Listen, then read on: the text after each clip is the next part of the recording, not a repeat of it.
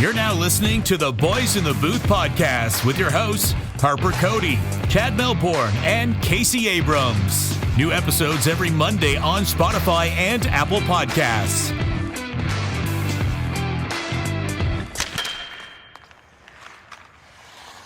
Good evening and welcome to episode 149 of the podcast. Cody Abrams and Melbourne with you on this Monday evening. Guys, we're a quarter of the way through the NHL regular season. We just passed American Thanksgiving. How are we doing on this Monday evening? Doing good. The Devils back on a winning streak, so couldn't be happier. It restarts. How many in a row is that now, Case? Are they going to get to the 13 again, or what? It's 2. I don't think they're going to get to 13 anytime soon. Could you imagine 2 13-game winning streaks in the same season? And then on the 14th game of that one, they recall 6 goals, and the goalie pushes the net off the moorings a couple more times. Yeah, did you see that scandal going on in Dallas? Or not Dallas, Minnesota?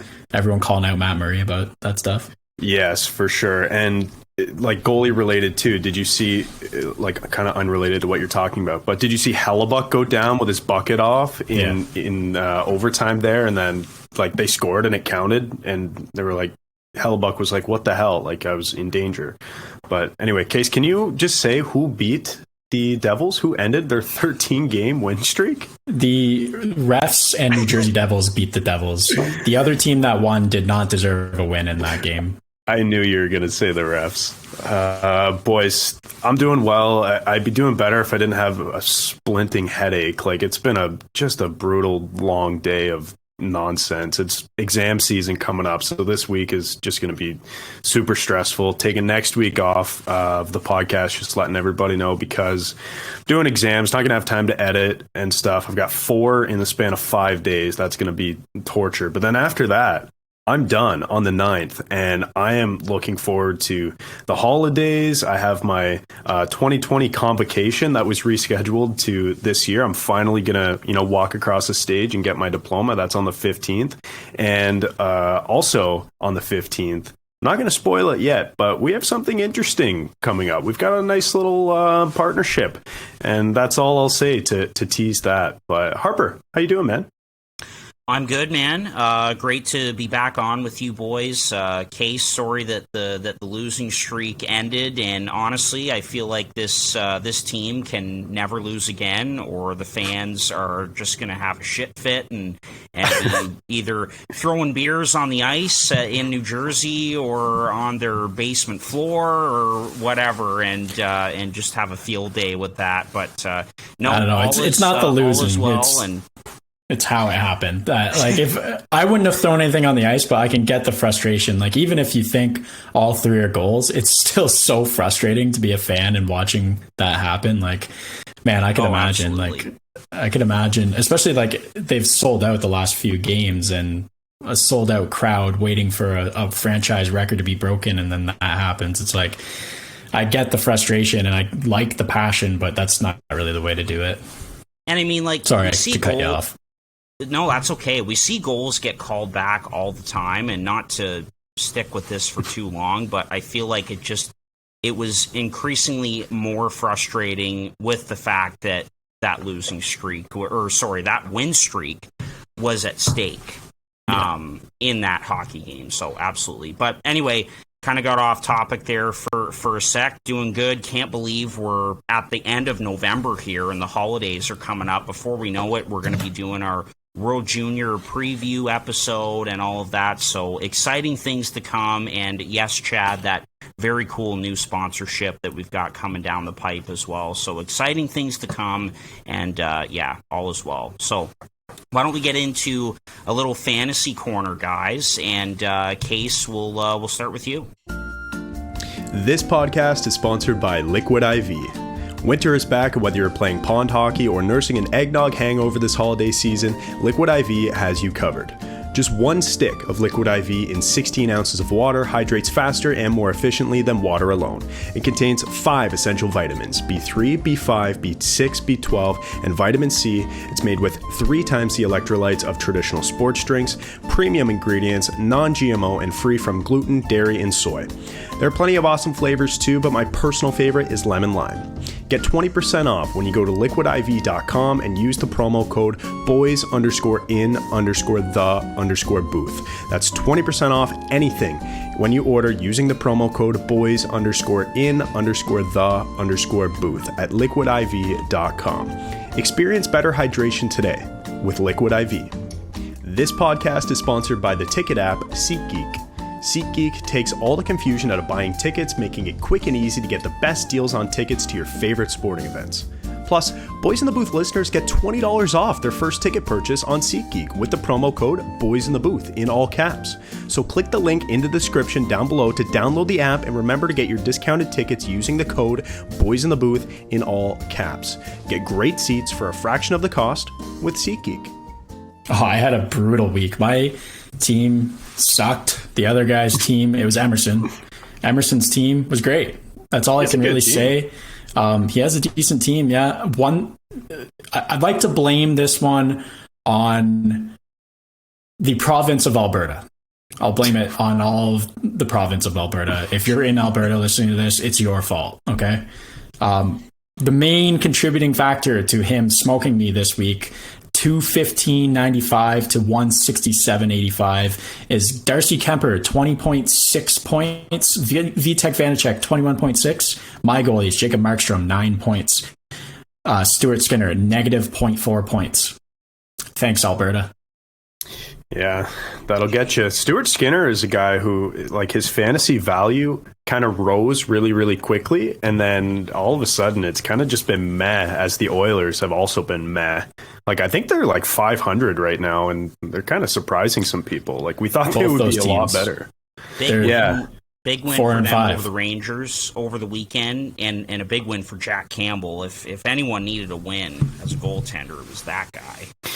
So I think, if I'm not mistaken, they're at like 11-10 or something like that now. Yeah, it's kind of crazy, like the amount of teams who are hovering around 500, but are like in a playoff spot, or like, you know, like just above a playoff spot or just below. Like the Leafs are, you know, if you count overtime losses as a loss, which they are, but like in the standings you get a point for them. But the Leafs are essentially like 2 games above 500, and they're in, I think, 4th in the league right now, which is just like, it's ridiculous. It's just because of the loser point that they're up there. But yeah, I mean, a lot of parity in the league this year. You know, you can't say anything other than that about the NHL this season. It's been pretty good to watch. But back to fantasy, I wanted to highlight my week last week just briefly because, you know, I don't like to kick guys when they're down. Remy, Will Nye the scoring guy, Will Nye the science guy, had a terrible week last week. I don't think he set his lineups after Monday because it was just a bloodbath all week. 225 to 144 is how it finished. The projected numbers were actually almost identical to that. I was projected 226 to his 137. So it was a rout right from the start. I had a lot of good players who performed for me this week. And number one for me was Timo Meier. He had 35 points, which is just an incredible week. But then, you know, some of my other horses like Hellebuck, Matt Murray, who else, like Brad Marchand, JT Miller, they all had almost 20 points or more. Same with Bo Horvat. So just a great week for me. I remain in first place. Kuznetsov's third line, by the way. I wanted to kind of just take it away from me and go around the league a little bit. Kuznetsov's third line. I don't know if you guys have noticed this, but they've yet to lose a week. They haven't lost a matchup yet.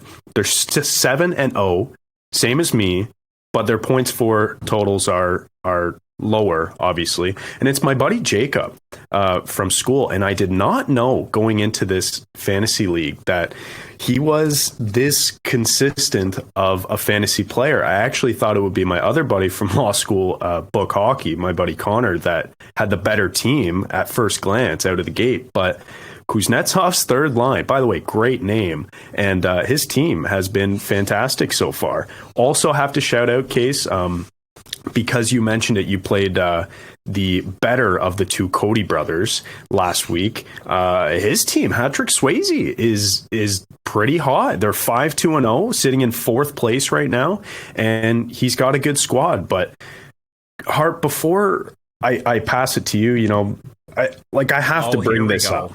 I have to bring this up. I have to tell the people that there's a trade today in our fantasy league. And in my opinion, I think it was the worst fantasy hockey trade to ever occur. At least the worst fantasy hockey trade to ever occur. That was a 1-for-1. Ryan Pulock, okay, is traded 1-for-1 for Moritz Seider, and our very own Harper Cody receives Ryan Pulock in that 1-for-1 deal. So I just wanted to give a couple numbers before I let you guys chime in on this. A couple numbers about this trade. First of all, Moritz Seider last year finished 9th in our league in terms of total fantasy points among defensemen, and I posted these in the group chat for, you know, whoever is thinking, oh, I've heard this before. I've heard this all before. 9th in fantasy points. Ryan Pulock finished 95th. Wasn't even close. Moritz Seider was a second-round pick this year in our fantasy league, in a 20-team league, mind you. So second rounder, you know, that's I think, I can't remember exactly where Harp got him, but in the 30s. Ryan Pulock, 13th rounder, okay, into a 20-team league. So I don't know what the math works out to, but the fact that I can't do it that quickly in my head is ridiculous, because that's how late he was picked, okay? And they were swapped 1-for-1. Although they're within about 5 spots of total ranking right now in the league, like for their seasons up to this date, Moritz Seider has better numbers in every single category, essentially, when it's averaged out on a per game average. Plus, Moritz Seider was ranked number 5 amongst defensemen in Yahoo's preseason draft rankings. Number 5, okay? Ryan Pulock was outside of the top 100. So all of that to say, Harp, you got absolutely fleeced, and you should be asking me to be more of a dictator commissioner, because if I were some sort of dictator commissioner, I would have vetoed this trade, you know, yesterday. But I'm not going to, and it pains me not to. But, you know, I just love the free market in fantasy hockey so much, and I think you're going to really hate the fact that you made this trade. What do you have to say about this? Justify your reasoning in making this trade here. Well, look, it's no question that the Meathead Hockey Club, Luke and Alan, are two good buddies. They wanted this player. They've got a few Red Wings on their squad already, and so we were back and forth a little bit with deals and whatever. And you know what? I had a very strong back end going into the season. You could even say stacked, and you know, Moritz Seider has had a bit of a slow start to the season, and but thank goodness for guys like Devon Taves and Mikhail Sergachev. Sergachev has almost had a point a game, and I think Taves has 12 in his first 17.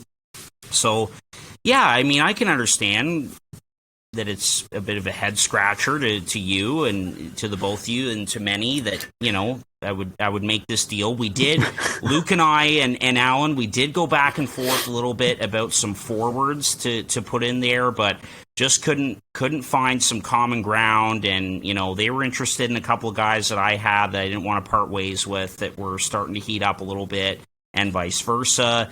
And I know that Pulock may not put up the points that Seider does and is a little bit older and all of that, but he is still an elite defender, and he will be a really nice addition on an already strong back end that still has Sergachev and Taves after all of this. So you know that you can play all 4D at the same time, right? You don't have to do line changes and stuff. You can have 4 good defensemen. Harp's playing this like it's real life, and he's like, you know, Moritz really needed a change of scenery, and you know, there's a connection there. They're the GM of the Meatheads. He's a big Red Wings guy, so you know there's a connection there. I wanted to spark that connection. Maybe a change of scenery will do better for him. I'll say this, Harper. The fact that Luke, the manager of the Meatheads, is a Red Wings fan, that puts the ball in your court. That gives you the leverage. You could have gotten more for that player because you know that he's interested, right? Like, okay, so that's one. Number 2, and this was something funny that Jacob said in the group chat, I just wanted to repeat. Noah Dobson is the PP1 guy in New York for the Islanders. It's not Pollock. It's Noah Dobson. So, like, you can't bank on power play points. I just don't, like, to me, this made absolutely no sense, and I just want to grab you. Just, you know, I don't know what else to say, man. It just, when I saw this deal, like, just be lucky that I'm such a nice commissioner, okay? And there's no veto. Such a nice commissioner. There's literally, like, plans to storm the palace by the people in our group chat right now. The benevolence of me not making a veto rule, like, God, some teams are so lucky. Anyway, you know what? I think this trade serves both sides, and you know, as we continue the season here, may come back to bite me a little bit, but you know, I do like Pollock, and again, I'll go back to this, guys. Like, let's not forget that the Sunnyvale Hockey Club still has Sergachev and Devon Taves back there. So it doesn't change anything about the trade at all. Like, if that's the case, you know, not to dwell on this, but if that were the case, trade for a forward. Trade for a forward. Bolster the other parts of your lineup that need bolstering, and use your strengths to build strengths in other areas. Like, what a brain. Okay, I'm not gonna. I'm done with Fantasy Corner, Harp. I just want to let you know that deal really made me scratch my head. That's all. That's okay. I get it. Anyway, we'll see how it all shakes out. But I don't feel that it's gonna blow up at me as much as everybody thinks. So all right, anyway, there we go. But just before we wrap up with Fantasy Corner, you mentioned Jacob, and 7-0. He's got a really good team. No one knows that better more than me, because I played him last week, and he crushed me. And so, and he's got some big producers. Like Jason Robertson, I think, had 37 fantasy points last week. He's just playing lights out for the Dallas Stars, scoring goals left and right, making that contract look like a bargain. He's got your boy Mitch Marner, of course, 16-game point streak. Shane Gostisbehere, who's found himself a nice home in Arizona. Of course, we've said that a lot. So he's got some real game breakers, and I was looking at the points afterwards, and holy jeez. If it weren't for Jeff Skinner, it would have been way worse, because I think the final was around 180 to 155 or so. So yeah, the win streak is over for Sunnyvale. Shook things up in a big way today, and we'll keep moving forward. So there we go. All right, hold on. Before we get into the actual meat of the episode, I don't want to pile on to Harper too much in one episode. But here you go. But I had a reminder set on my phone to go off this morning from last week. This has nothing to do with the trade. I kind of wish the trade didn't happen, because now we're shitting on Harper twice in one episode. But I've got a question for Harper Cody. I just want to read off a little chat to you guys, just real quickly. Okay. Alan Edmansky, did you see that release from TT? Alan, he's going to be a bargain. Oh, jeez. Tage Thompson, Jeff Skinner, and that Yokiharu guy, whatever guy, fire. Harper replies with, is Tage Thompson the next Mario Lemieux?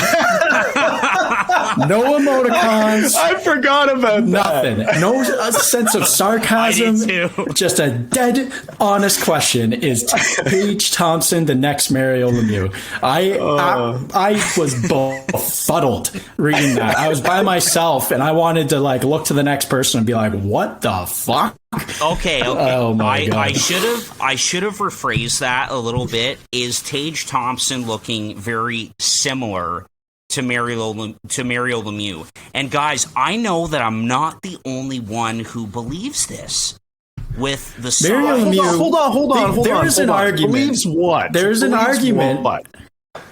that Tage looks like a shade of Mario Lemieux out there right now, with the size and speed and hands and his release. Just and then you go and watch some highlights of Mario Lemieux, which I obviously did, and compare the two. Dude, I'm telling you, like, obviously, he's not going to end up being like Mario Lemieux, so I should have rephrased that or whatever. My God, I'm looking like an idiot on this. An often made argument is that Mario Lemieux, if he got to play a full career, would be the best hockey player ever, better than Gretzky. That's an argument that a lot of people make. Yes. Tage Thompson, and same player. That is not... And... Believe me, I am not trying to make an argument to say that Tage Thompson's going to be one of the best players ever, but I should have rephrased that. I'll say that, and that he's got a lot of his characteristics. I really feel that he does, and I know I'm not the only one to say that. I've talked to some other guys, and watching him just with the size, the speed, the hands, the release and everything, and the way that he's really grown into this dominant player, there's some similarities there. So anyway, I just quickly wanted to point out, like, the first handful of seasons. Mario Lemieux, first season, rookie season, 100 points.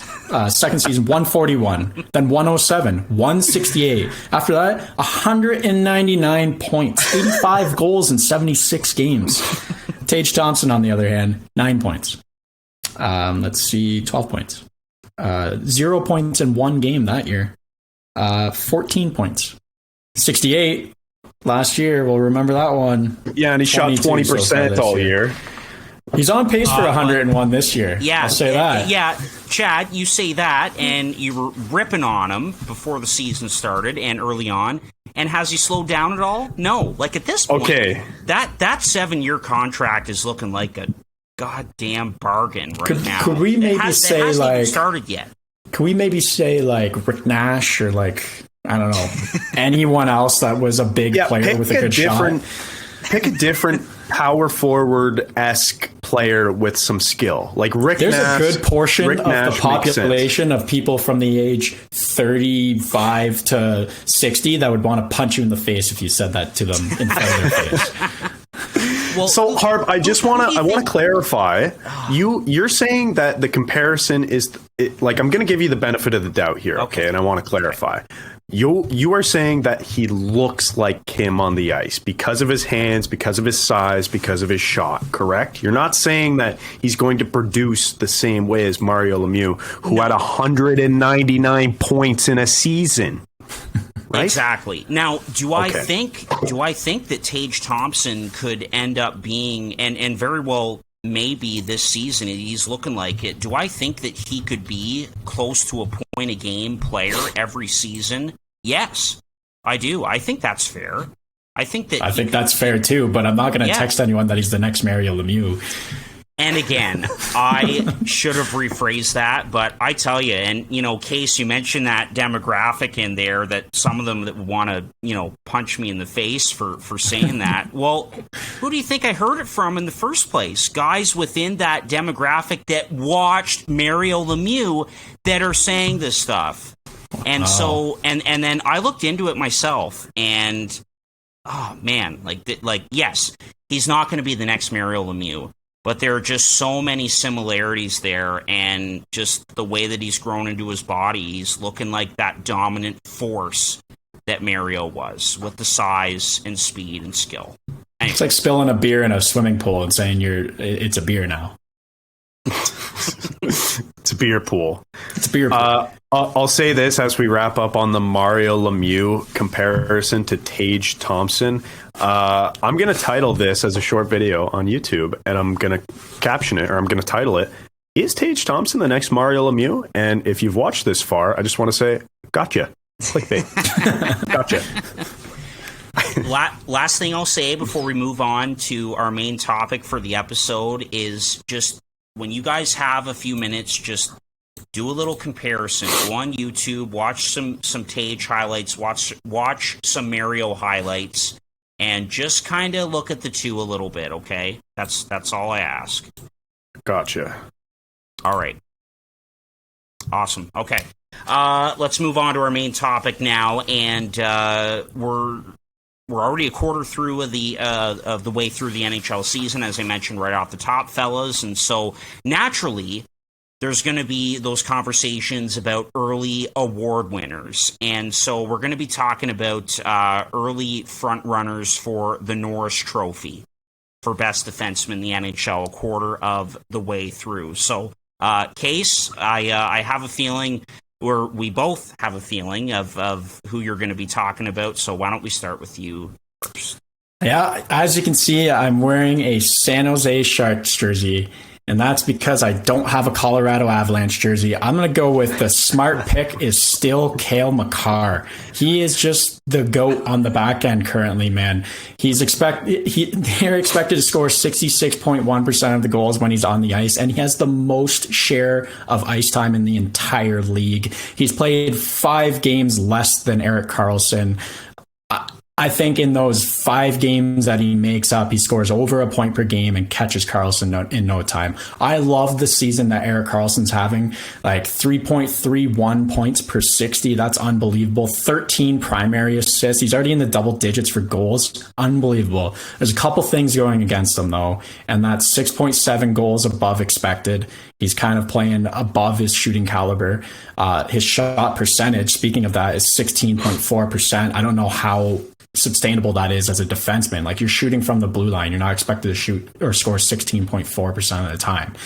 And one thing that I want to bring up also going against Erik Karlsson, and this is a stat that I tried to Google and couldn't find it, so I had to do some dirty digging here. It took me a while. I had to go back through the standings for the last 40 years, and I tried to look up the last time a non-playoff team had a Norris Trophy winner, and that was never.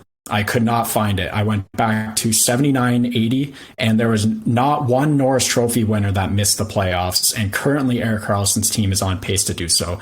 So this is a guy that's scoring a lot of points on an underperforming team. I think that something has to give, and he might come back down to earth a little bit. That being said, he'll be in the top 5 for this trophy for sure. Top 3 in my mind, like by the end of the year. There's still a lot of games left, but I still think he'll be there. But Cale Makar, man, that guy is so good. I can't imagine him not winning. I think he's still the Vegas favorite. So, I feel a bit like a sucker picking him, but in my mind, it's a no doubter, and I'm willing to put my money where my mouth is on a bet as well.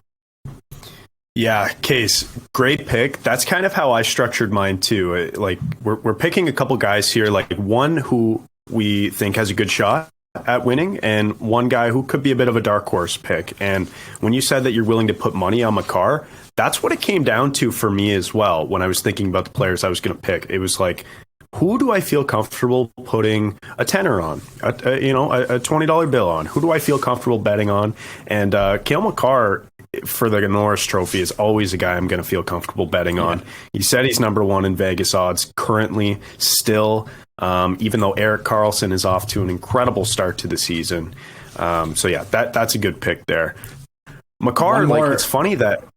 Yeah. Go ahead. Okay, just one more stat that I kind of wanted to point out in heavy favor of Cale Makar, and actually probably in heavy favor of the guy that Heart Dog is going to bring up here. But the on-ice goal differential for Cale Makar is +20, and it's +10 for Erik Karlsson, and that's just a product of his team currently. So when you're going to be scored on more than the other guys, I'm trying to phrase this properly, but it doesn't bode well for a Norris Trophy vote, even though all they care about is points for some reason. Like, that's the elephant in the room we have to talk about every time, is that I didn't even look at any defensive stats when I went to this topic and did some research, because it just doesn't matter anymore.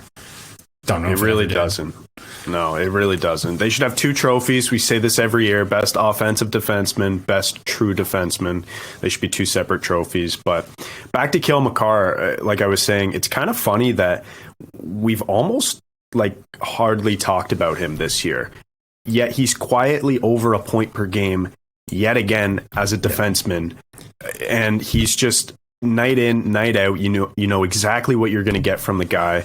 He's a perennial contender for this award. It's only a matter of time before, he wins it again. And I think he'll be the first guy to win it back-to-back since Nick Lindstrom back in 07, 08. Yeah. It'll be impressive. Yeah. Okay, so that's Cale Makar. I truly thought you were going to bring up Erik Karlsson with the jersey. That was a nice little bait and switch there. Yeah, that was good. So, and I was actually between three guys, and I have one dark horse, but I was between three that I would be comfortable betting on.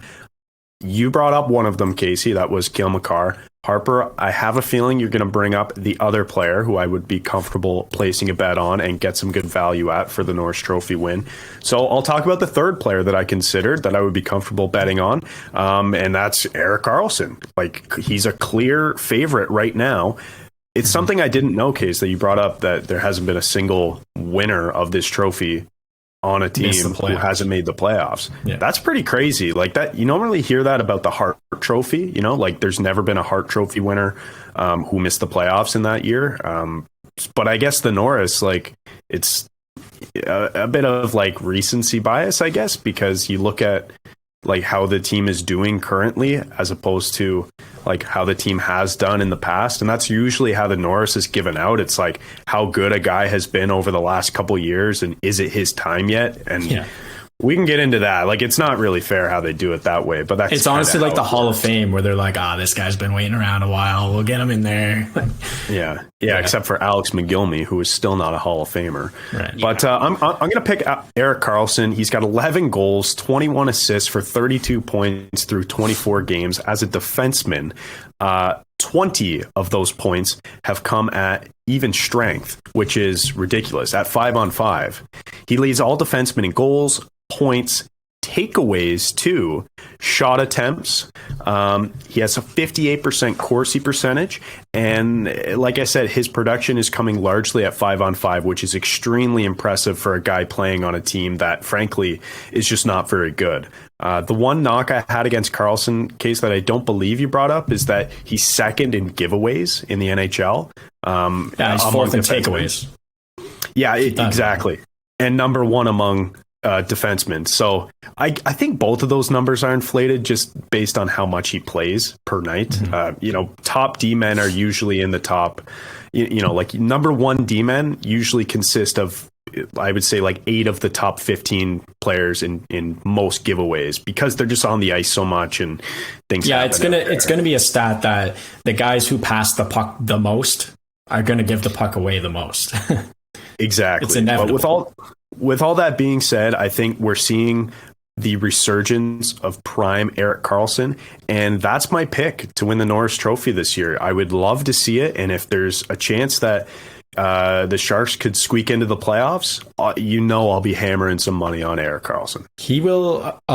He'll put himself in 5th in all-time Norris Trophy winners, right? With another win this year, it'll be his 3rd. That will tie him with Chelios, Coffey, Pilot, and Dennis Puffin. So that'd be pretty impressive. One thing that I could see happening and definitely helping him out with this trophy and maybe negating my stat is a trade deadline trade, or earlier if teams are really horny for him. I didn't even think about that. And also with the number of Norris trophies that he's won, what year was it that he got absolutely robbed? Like, he had more points, he was better defensively, and like he got absolutely robbed for the Norris Trophy. And like almost every analytics page on Instagram will point to that year. And I forget exactly what year it is, but they point to that year and say, this is like unequivocally the most wrong the NHL has been about a trophy. And it's Erik Karlsson getting snubbed for the Norris that year. So maybe that's, maybe people remember that and they look back and think maybe he does deserve another one. No, it's a great pick. He's been incredible, and I think just going back to Cale Makar for a second, I think I agree that we haven't talked about him very much this year, and that he's been kind of flying under the radar, because all the buzz, I think, has been about Erik Karlsson and what he is doing at the age that he's at. And just this resurgence that he has. He looks like the old Erik Karlsson in Ottawa, honestly. And It's great to see. It's just too bad that he doesn't play on a very good hockey team, but he's been absolutely lights out. And I watched him a little bit last night in that San Jose Vancouver game just because I wanted to get a look at the Canucks, who's miraculously back in the playoff hunt now after just a terrible Aren't they like start. 4 points out or something right now? After just being terrible, like for the first month of the season. Yeah, the West I don't know, sucks. man. Bruce Boudreau. But anyway, and just he makes it look so easy out there. And again, he looks like old Carlson, and it's just so impressive with his age and the team that he's on. And I do think another big factor here, guys, is that you look at that San Jose blue line there. And with Brent Burns gone, like, he's the guy. It's him. And so I really think that he thrives in a situation where he is the true, clear-cut number one guy and, not anyone else looking over his shoulder, not kind of sharing that blue line with another star or whatever. Man, that blue line is his in San Jose, and he's having a dynamite year. It's been great to watch. I've got your stat for you there, Chad. It was 2015, 2016. Carlson had 82 points, 66 assists in 82 games, and he lost to Drew Doughty that year, who had 52 points in 82 games. 51 points in 82 games. And like, okay, we just mentioned how it's kind of dumb that it's a points race, but at the same time, if that's the precedent that's been set, he should have won that year. Plus, like I said, analytics accounts will point to that year and tell you that he was better across the board in the advanced numbers too. So Doughty won hurt that year too, by the way. So maybe that had something to do with it. 2015? Really? 2015, 2016. Wow. I didn't know he had a Hart Trophy. That shocks me. He has two. I didn't know 3. that either. Fuck. Jeez. 4? No. Am I wrong? No, he does not have 4. What is Hockey Reference saying? I don't. We'll have to maybe votes. Hart Trophy. That's votes. the placing. Okay, my bad. I just misread that. He was 11th in the Hart voting. I saw one beside the Hart. I didn't see it said 11, but yeah, my bad. Yeah. Okay. Just want to clarify that. Back to Makar again. Yeah. There's a guy right there that one year is going to win both the Norris and the Hart Trophy. Like, could you guys see that yourselves? Dude, he could win the Art Ross and it wouldn't shock me. He's that good. If they played him on the wing one year, like just for shits, he'd win the Art Ross. Why not? Oh my gosh. No, he's incredible. Anyway, Makar and Carlson, great picks. Again, Case, nice little bait there, and then switching it up on us, so that was good. But guys, I've got my Sabres hat on. I have to go with my guy in Buffalo, and that's Rasmus Dahlin, who has finally arrived and is finally showing why he was a number one overall pick in that 2018 draft. And I know you guys had a great debate about, between Dahlin and Jack Hughes, the first overall picks in 18 and 19. And so, that was great, but two fantastic players, by the way. But, as far as the Norris Trophy is concerned, Dahlin's got an outside shot at it, looking at the Vegas odds, and 23 points in 20 games now. The thing for me is that he's scoring more goals. He's scored more goals this year so far, and his plus-minus is a lot better than it has been in the last couple of years. Look, Buffalo rides him hard. He's the number one guy on that blue line. But he has shown that he is up to the task, especially this year. He's got the points to prove it. And this guy's got a mean streak to him as well, guys. Like, he can get nasty. And I know that really doesn't have anything to do with points or whatever, but this guy competes really hard. He wants to win. And when Buffalo is finally ready to, be in that contender kind of stage, he's going to be a big part of that, and that next contract is going to be huge after he finishes his last year of that deal at $6 million. So he's looked great. finally nice to see him coming into his own, showing why he was a number 1 overall pick, and showing that this guy could win a Norris Trophy and be one of the top defensemen in the league. And I got to tell you, just a point about Buffalo, I think that potentially we could have a couple of Norris Trophy winners on that back end, because Owen Power has looked pretty fantastic as well in his rookie season. And the other thing about Dahlin that I think has really helped him is Don Granato and the way that he's coached him. Like, you look at the disastrous coaches that he had before in Phil Housley and especially Ralph Kruger. Like, he looked afraid to be himself out there. And you see him now, he's such a smooth skater. You guys have seen him. He's so good with the puck and making plays. His poise is unbelievable and everything. And that's how he has to play. He has to have a coach that believes in him and just give him the green light to go. And that's one of the first things that Don Granato did as soon as he got the job. And it's benefited Dahlin. So anyway, he's on pace for a career year here. I don't expect him to keep up this, over a point, over a point per game pace, but this will be a career year for him, and it's finally nice to see him come into his own. Another kind of like underrated thing that you have to respect about this guy is his longevity and the way he can play, because Harp expects that he's going to be playing in his 50s, maybe 60s when Buffalo was a contender. So that's something you have to keep in mind. Like, that's something that, sure, that doesn't show up in the stats, but that matters to teams. Jeez, Harp, you must have been like praying you didn't get called to the front of the class when I was talking about him in the first overall topic there, eh? You're hiding a little pitch tent down under the desk, because no one has pepped up Rasmus Dahlin as much as I did on the first overall conversation there. And maybe it was because I didn't want to pick Jack, but it was also because I honestly think this guy is having a monster year and he's been so impressive. There's a lot of people that will maybe say, oh, he's got more goals than he has expected, but he also has the highest expected goals out of any defenseman in the entire league. The only guy who's close to him is Brandon Montour. Thank you very much for my fantasy team.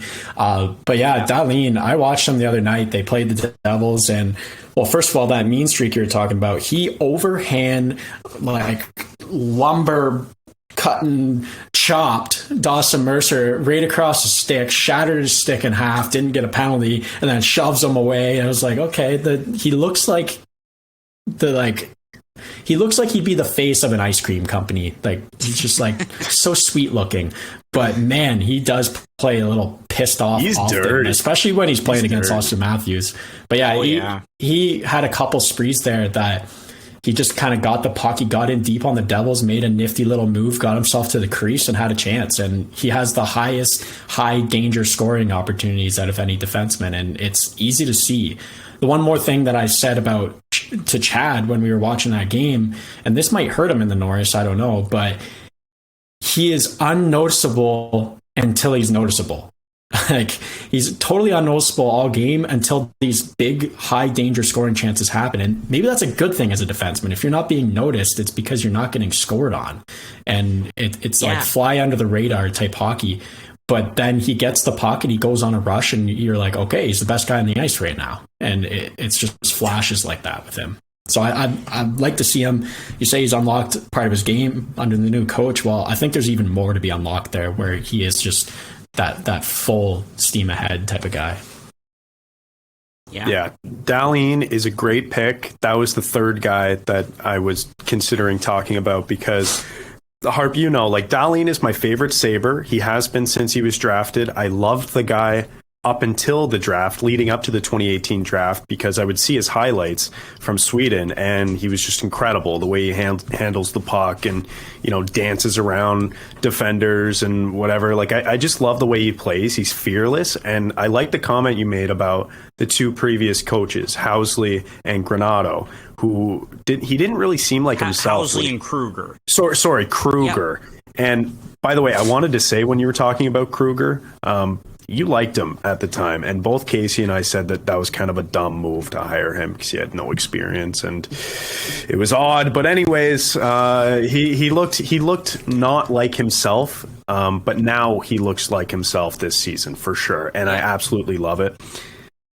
Leading the league among defensemen in expected goals case, like you mentioned, although he's barely scoring above his expected goals. So that's something that you love to see among, defensemen, I guess, but also just anyone in the league. You like to see their expected goals pretty much on par with what they're scoring so that you don't expect, a crazy slump upcoming or the opposite. So it's nice to see that. He also doesn't have as many secondary assists as a lot of the other front runners. A guy we haven't even talked about is Adam Fox, who is having an incredible season. He's currently second in scoring among defensemen, and Dahlin has fewer secondary assists, so that's a good thing. We know that those aren't as repeatable in terms of scoring. He's fifth among D in shots on goal, 58% Corsi on a team like the Sabres, who has a 52% team Corsi, so he's outperforming that by quite a bit. And the one thing that I thought was really impressive, in case I think you were going to bring this up when you were talking about Erik Karlsson and Cale Makar to kick it off, but Dahlin's on-ice goal differential is plus 21 on a Buffalo Sabres team that, for lack of a better word, over the past month has just been terrible. He's a plus 21. He plays the most minutes on the team, and he's consistently making good things happen when he's on the ice. So plus 21 goal differential. Just exactly. Yeah, goal differential. Plus minus. In case no. wasn't paying attention. No. So good to clarify that. Plus 21 on ice goal differential. So I think of the three players that we picked, to win the Norris, Cale Makar, Erik Karlsson, and Rasmus Dahlin, I think Dahlin might be the most important to his team. I think we can all agree that Cale Makar is the best player of the three. He might be the best player in the league one day, and he's probably top three right now. And Erik Karlsson, he is probably the best player on his team this year, but they're not very good. But in terms of most important to their team, I think Rasmus Dahlin is a clear-cut number one between the three of them. He has been so important for this team. He's been so good. And again, if I'm putting money on three guys, those are the three. And Dahlin, I don't think is a dark horse at all. I think he's right in the mix. Yeah, I love it. Sure. And I think the guy that you have as a partner makes a big difference as well. And you look at all three guys that we talked about that have great D partners. I mean, maybe not Karlsson, just because he can just do so much on his own. I mean, Mario Ferraro would be a good guy to play with, and I don't know exactly who he's been playing with most of the time on that Sharks blue line, but for Dahlin, I think Matthias Samuelsson makes life easier for him out on the ice, and I think that was probably one of the main reasons why he got that big extension so early on. That was kind of a head scratcher for a lot of us. But a good D partner who just doesn't get really noticed a lot, but does those simple things and plays defensively really well to let a guy like Rasmus have the freedom to do him is really important as well. So yeah, happy to see it. It's about time, and he's a big part of the team, and he deserves it. That's for sure. Karlsson plays with Jacob Magna. Yes, I was going to say that. So he has over 200 minutes with him. Yeah. I was going to say I also pulled that up. I looked at Money Pocket, and I just kind of scrolled the minutes up, and I saw Magna Karlsson was 276 minutes together. I was like, well, there's your answer, I guess. I mean, that was he really can play with anyone. I don't really know much about Jacob Magna, but that was the other guy who I was thinking of, and he's not bad really. He's probably a third pair defender, but the guy's massive. Man, it's like Jan Ruda playing with Victor Hedman for so long. It's exactly. You just got to play safe for this guy who is a superstar. Okay, sounds good. Legit. You got to compliment the guy, and he clearly does it pretty well. Speaking of Victor Hedman, though, that's a guy who has had an incredibly slow start to the season. We mentioned we're about a quarter of the way in at this point. He's currently not quarterbacking PP1 for Tampa Bay. And Mikhail Sergachev actually has emerged as maybe their number one defenseman this year in terms of his production anyways, and quarterbacking the power play. We think of Victor Hedman as a guy who is a perennial contender for this trophy, and I'm sure he'll get back up there. But as of right now, as it stands, about 20 to 24 games into the season right now, he's nowhere to be found in terms of scoring amongst defensemen, and it's actually his buddy Mikhail Sergachev who has taken a really big step this year in the absence of McDonough. So he currently has 19 points in 20 games. However, Harp, even though that was one of your arguments for being able to trade Moritz Seider, I would expect Sergachev's production to drop off a bit once Hedman kind of figures it out and, takes that number one power play spot back. But that being said, Sergachev is getting points at 5-on-5, so it's encouraging at least. Yeah, definitely. And honestly, I have no problem with Hedman's points being down a little bit. Dude, no matter what, this guy is in the conversation every single year. And no matter how many points he puts up, he's so big, he's so strong, and he's an elite defender at the end of the day. And so, yeah, not too worried about him. Another guy that got off to a bit of a slow start as well, just kind of an honorable mention. And, the team is not really going that great, but has kind of come back into the conversation is Roman Josi as well. Mm-hmm. So I wanted to mention him, and also the two guys in Vegas, I think, as dark horse picks, Pietrangelo and Shea Theodore, playing some great hockey on the back end for them. So I want to mention a few more guys quickly. Guy I hope who wins is Brandon Montour, because again, thank you very much.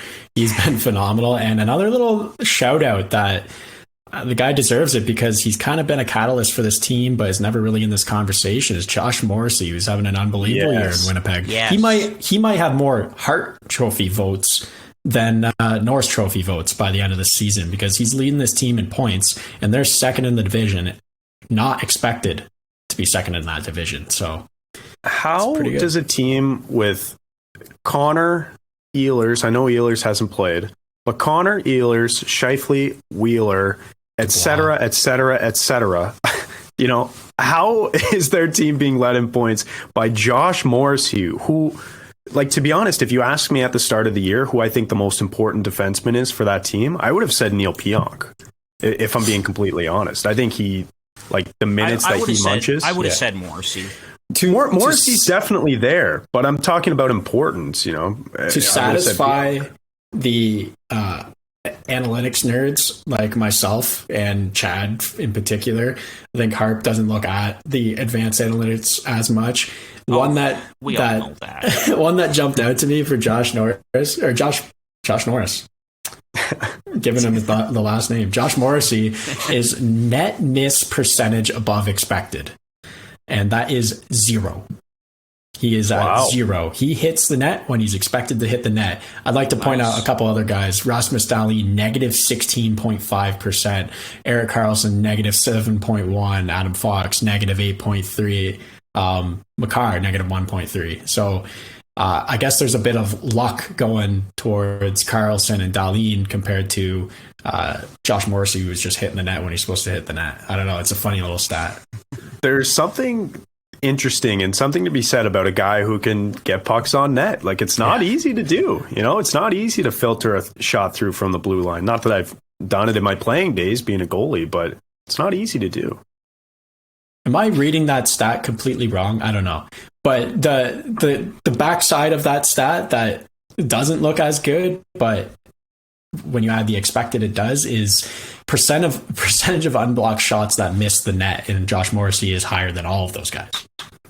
Percentage of unblocked shot. Yeah, well, yeah, because you said expected net miss for those other two guys was negative, right? So if it were positive, that would mean they're missing the net more than expected, right? But it's negative, so that means they're getting it on net more than expected. Yeah. So because it's framed net miss, not net hits, right? So it's weird like that. So Jamie Alexiak couldn't hit a bull in the ass with a banjo is what this stat is saying, because he's plus 19%. Yeah, I remember in the old days looking through stats like that, and it was always like it would confirm the eye test a bit with guys on the Leafs like Nylander, for example. He, like, the amount of times he comes down the wing and would just rip it wide and it would ring all the way around, like those power play shots, and then they'd have to reset, and then you go and look at his net miss percentage above expected, and it's just through the roof. It's like the guy doesn't hit the net. We should wrap this episode up, but I had to look, and it's kind of funny. Who do you think leads the league in farthest negative? And it's a Leaf. Oh, you mean getting shots on net? Negative 22.7% net miss percentage above expected. You'll never get it. It's Justin Hull. I was not going to say Justin Hull. I was going to say like Calle Yarncroke or someone. Yeah, you're never going to get it. Yeah. Dude, he's actually been pretty good recently when he's had to step up, which I like, even though he looked like he should have been in the minors earlier this year. So that's my dark horse pick, is Justin Hull for the Norris Trophy. Actually, I'm kidding. Final thing I wanted to say, though, I just wanted to share some love for a couple guys here in the top 10 among defensemen in points. Philip Hronek has kind of been acting as a number one defenseman in Detroit. Moritz Seider has got off to a bit of a slow start, so Hronek has been the guy. He has 18 points in 20 games.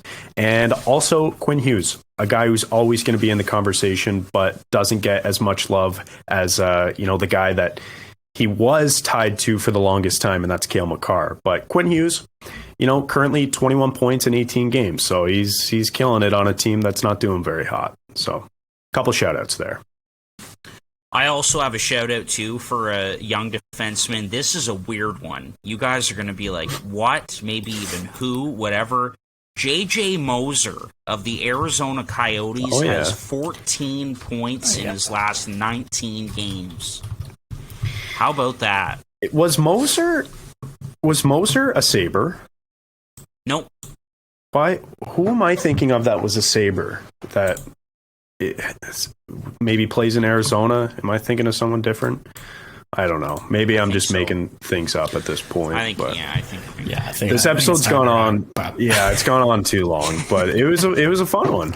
Yeah, anyway. For sure. All right, well, there we go. We've got our early season Norris Trophy front runners, Rasmus Dahlin, Erik Karlsson, and Cale Makar, and mentioning of a few other guys in there as well. So thank you for listening to episode 149. We'll be back with you next week for episode 150. Nice little milestone for us, guys. And so enjoy your week, and we'll chat with you again next week. Thank you.